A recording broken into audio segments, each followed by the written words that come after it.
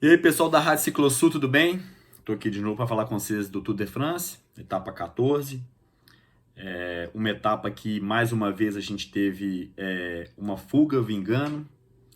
Um Tour de France que eu estava observando, a gente teve uma quantidade de vencedores escapados enorme. Diferente do tradicional, que você sempre tem, às vezes, um grupo de 4 ou 5 chegando, disputando no final de sprint. Esse Tour, basicamente, ou foi aquele sprint em massa do pelotão, ou foi escapado.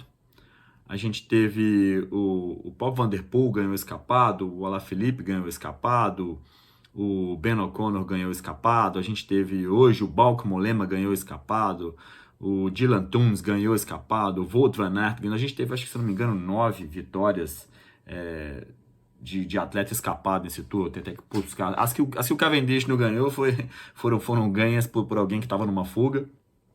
E muito legal isso, quando a fuga vence.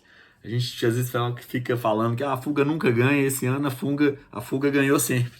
Então ela quebrou todos os paradigmas, esse tour fantástico. Não canso de falar, porque eu acompanho bastante, vejo há muitos anos e eu estou impressionado com o que está acontecendo. Para a gente já dar o resumo da etapa de hoje, o Bauke Mollema atacou. O Bauke Mollema é um holandês que corre pela Trek, é um excelente atleta, ele já ganhou Clássica de San Sebastian, já ganhou a Lombardia, já foi pódio no Tour de France. A Lombardia, só abrindo um parêntese, a Lombardia é um dos 5 grandes monumentos do ciclismo. Nós temos, das Clássicas da Primavera, tem a primeira que é a Milão-San Remo, depois nós temos a Volta dos Flandres, a Paris-Roubaix e a Liège-Bastogne-Liège, que são no primeiro semestre, na primavera mesmo. E depois tem o Giro da Lombardia, que a gente chama de a Lombardia, ou Il Lombardia pelos italianos, que é uma corrida de um dia na região da Lombardia, no norte, com várias montanhas curtas e íngremes, bem no perfil da prova de hoje, que tinha, enfim, 4 montanhas categorizadas. E o Bauke Mollema atacou, uma fuga que custou a se formar na etapa de hoje. Foi realmente. O pelotão estava muito nervoso, as equipes dos camisas amarelas, igual a gente havia comentado ontem, eles nem iam deixar a corrida desenvolver, eles estavam segurando qualquer tipo de ataque, com medo de alguém abrir muito a classificação geral, ou eventualmente aparecer algum concorrente na classificação geral, que estava mais atrás e nessa fuga ganhar muito tempo. Então eles controlaram até faltar 90 quilômetros para a chegada, para poder com isso ficar mais dentro de uma distância administrável, uma etapa de 184 quilômetros. Então, com várias montanhas difíceis. Na metade da prova, o pelotão deixou a fuga se construir, viram quem estava na fuga. Apesar de todo esse controle, deram mole, porque o Bauke Mollema saiu junto com os concorrentes da camisa de Rei da Montanha, que nós vamos falar daqui a pouco, Michael Woods e o Wout Powels, da Bahrein. E nesse movimento do Bauke Mollema, na hora que ele saiu, o Guillaume Martin saiu também. Guillaume Martin, um camisa... não era concorrente da camisa amarela, mas é o capitão da Cofidis. Ontem ele estava na classificação geral a 9 minutos e 29 do Pogacar. Ele estava em 9º lugar. E hoje, depois do movimento dele, de ter saído nessa fuga e da distância que a fuga chegou do pelotão, ele pulou para segundo. Agora ele já está com 4 minutos e 4 do Pogacar. A gente comentou ontem que poderia não ter nenhum tipo de mudança na camisa amarela, efetivamente não aconteceu. Eu percebi que a UAE está muito bem montada, todo mundo em volta do Pogacar. Eu acho que ele vem muito sólido para essa última semana. É muito difícil tomar essa camisa dele. Mas o segundo e o terceiro lugar caíram para terceiro e quarto, porque o Guillaume Martin, que estava em 9º, pulou para segundo. Muito esperto.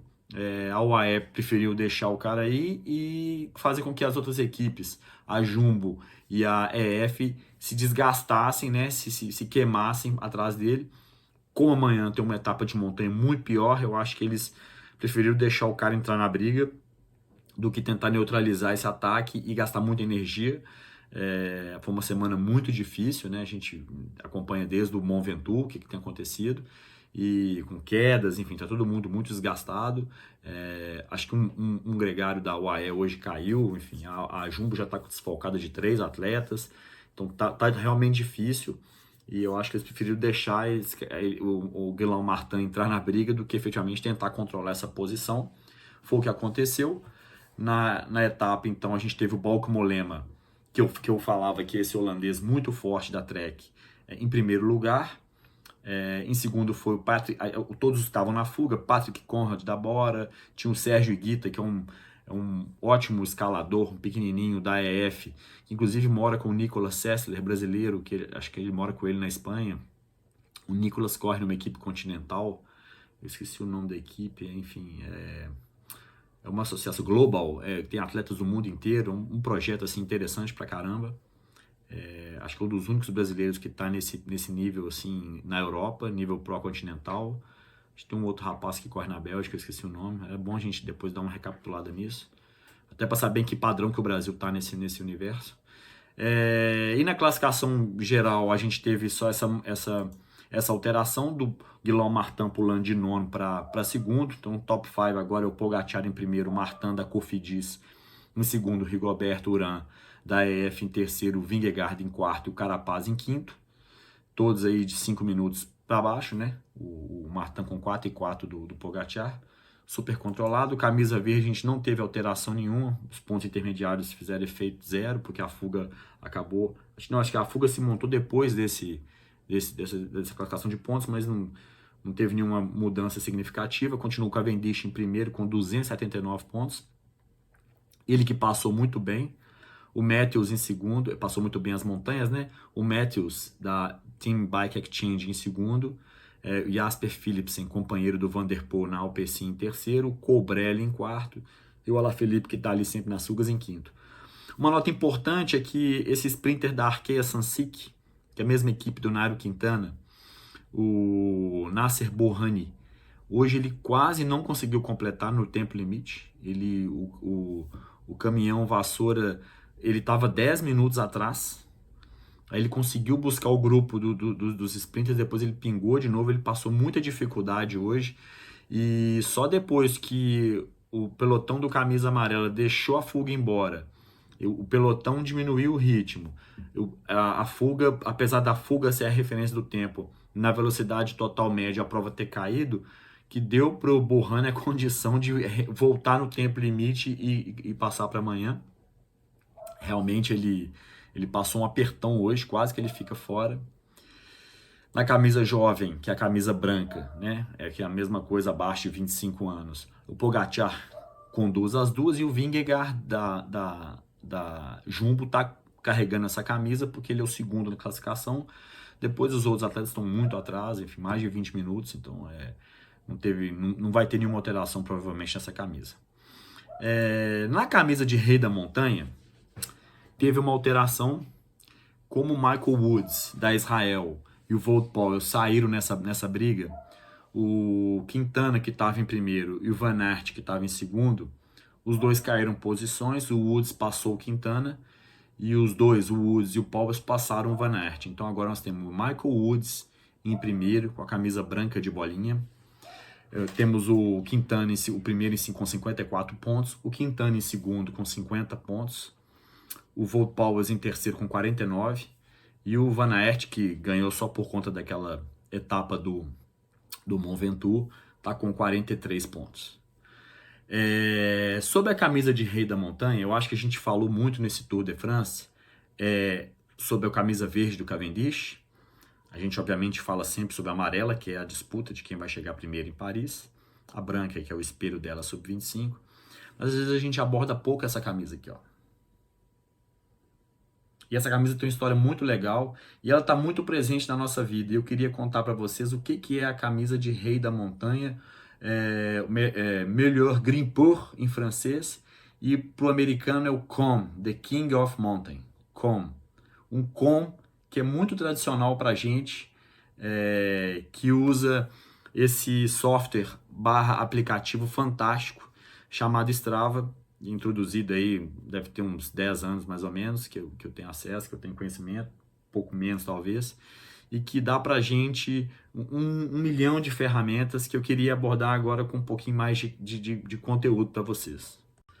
A classificação de montanha do Tour de France, ela tem desde que o Tour existe. 1900, começou em 1903 o Tour, tem quase, não tem, vou confirmar, acho que 1903 a primeira versão, a primeira edição. 1905, o jornal Le Auto, que foi quem financiou, quem patrocinou o Tour de France, ele remunerava essa classificação de montanha, então sempre teve um prêmio de melhor escalador. Em 1933, eles introduziram uma competição paralela, que antes era uma competição assim, específica de algum ponto, na principal montanha. De repente, eles introduziram na competição como um todo, em 1933, a competição do melhor escalador do Tour. Só que só em 1975, por conta de um patrocinador que era uma marca de chocolate, que chamava, se eu não me engano, Chocolate Poulain, a gente até falou ano passado, que a camisa branca de bolinha passou a existir. Igual eu mostrei pra vocês essa camisa aqui, ó, que eu ganhei no Tour de France, tá espelhada aqui, 2012, enfim. Acho legal pra caramba, eu tinha um monte de coisa, mas acaba que você vai perdendo. Essa camisa tem desde 1975, e o cara que vai pontuando nas montanhas, cada montanha tem uma pontuação diferente. As HCs acho que dão 20 pontos pro primeiro que passa ali em cima, as categoria 1, 10, as categoria 2, 5, e assim vai sucessivamente até a categoria 4, que dá menos pontuação. 4, 3, 2, 1 e HC, né? Que é Hors categoria. E, enfim, tem essa camisa. Esse com que King of Mountain, né? Que trouxe, através do Strava, ficou muito familiar para nós, que com esse aplicativo Strava que eu estava comentando, ele começa ele dá pra gente essa oportunidade de criar essas disputas pequenas, programar um trecho até o outro, que a gente chama de segmento, e com isso marcar o melhor tempo. Foi um advento fantástico desses caras aí nesse projeto, mas enfim, na verdade, The King of Mountain, é o cara que carrega a camisa branca de bolinha, que era o Quintana até ontem e hoje passou a ser o Michael Woods. Essa camisa, que ela, como eu já disse, ela é disputada desde 75, ela teve como maior vencedor um francês chamado Richard Virenque, que ganhou a primeira em 94 e a última em 2004. Ele tem 7 camisas de Rei da Montanha. Depois teve um espanhol, que aí ainda não tinha camisa de Rei da Montanha, mas ele ganhou a classificação, Frederico Barramontes, acho que é a Águia de Toledo, ele tem um apelido assim, The Eagle, Águia de Toledo, acho que esse que é o nickname dele, o apelido dele, é um famoso escalador espanhol. Lucien Van Impe, um belga também, ambos têm 6 vezes a camisa de montanha. Tem um espanhol chamado Julio Jiménez, que tem 3 camisas de montanha na década de 60, são todos muito antigos, tanto o Barramontes quanto esse Van Impe que eu falei para vocês. O próprio Ed Merckx ganhou 2 vezes, além da camisa que a gente estava comentando do recorde do Cavendish. O Maika, que hoje é um gregário do Pogacar, ele ganhou 2 vezes a camisa de Rei da Montanha, em 2014, 2016. Eu acho que nesse ranking ativo, ele é o único que ainda está correndo, quem tem mais de uma vitória. Então o Maika tem 2 vezes a camisa de melhor escalador do Tour. E é uma camisa que às vezes a gente não acompanha muito, que é uma disputa meio colateral, né? Que a gente foca sempre na primeira amarela, depois a verde, mas essa camisa de Rei da Montanha, ou o com, ela tem esse valor significativo. Eu acho bom a gente, quando a gente estiver fazendo um conzinho no Strava, lembrar desses caras assim que efetivamente lutam pra caramba nas montanhas. Hoje a disputa do Powells e do Michael Woods foi impressionante, montanha a montanha, um duelando contra o outro, um pontuava numa, acho que um levou 2 etapas, um levou 2 montanhas, passando na frente, o outro atrás, e na outra vice-versa. Então foi assim, foi uma disputa muito ferrenha, e vai ser assim. Eu acho que o próprio Bauke Mollema vai acabar entrando nessa competição, porque ele pontuou bem hoje também, por estar na fuga. E, obviamente, o Quintana, que guardou para amanhã, que é uma etapa que, como pontua muito mais, eu acho que ele resolveu preservar e lutar por amanhã, que em vez de tentar ganhar essa pontuação hoje. Nós começamos a entrar nos Pirineus. Pirineus, essa cadeia de montanhas do sul da França, que divide com Espanha e Andorra, aquele principadozinho. Amanhã, inclusive, a gente já vai chegar, a chegada é em Andorra, mas depois acho que aí descansa na segunda e na terça já voltam para Espanha, para França de novo, mas sempre pelos Pirineus. E o Pirineu, diferente dos Alpes, as montanhas são um pouco mais baixas, pouca coisa mais baixas, mas mais íngremes e mais próximas umas das outras. Então as etapas são muito montanhosas, são muito duras. Não tem grandes montanhas, tipo, você tem um Tourmalet, um Hautacam, que são muito grandes, 20 e tantos quilômetros, mas fora isso são montanhas de 12, 10, 14, e que muito íngremes, e depois tem outro, então o Tour vai mexer muito semana que vem. Amanhã é uma etapa importante, não chega ao alto, mas sobe muito. É uma etapa que sai de Serep até Andorra la Vella, que é uma cidade, né, dentro do Principado de Andorra. Vamos subir 4 montanhas, Monte Montlouis, Col de Puymoren, esse Puymoren é famoso e grande. Depois o Port de Envalira, provavelmente já é no país, já é em Andorra. Col de Beixalice, para chegar para chegar no final. Essa última montanha ela está a mais ou menos 15 quilômetros da chegada, ou seja, dá tempo de repente de recompor a fuga, assim como, por exemplo, o ataque do Vingegaard foi neutralizado pelo Pogačar, pelo Uran e pelo Carapaz. Então, mas eu acho que alguém vai acabar dando uma atacada, alguma coisa vai acontecer na classificação geral, assim como hoje. Não sei se alguém vindo de trás de novo, tentando subir na classificação, e a UAE só monitorando, e eventualmente algum desses mais próximos atacar. Provavelmente o Pogačar vai ele se defender. Tomara que o tempo esteja bom, não sei como é que está a meteorologia para amanhã, mas vai ser uma etapa dura, importante, ainda porque como tem descanso na segunda, aquele restinho de energia que os caras têm de estamina, eles vão dar uma torrada amanhã. A camisa de rei da montanha vai ter competição, provavelmente a gente vai ver ou o Woods, ou o Quintana, ou o Volpolls de novo na fuga, lutando por pontinhos, entendeu? Então é isso, pessoal. Hoje o episódio era mais contar sobre essa 14ª etapa, falar para vocês o que é o Con, e é muito mais que o Con do Strava, essa camisa legal de branca de bolinha. Valeu, um abraço, tamo junto, até amanhã com a etapa 15 do Tour. Valeu!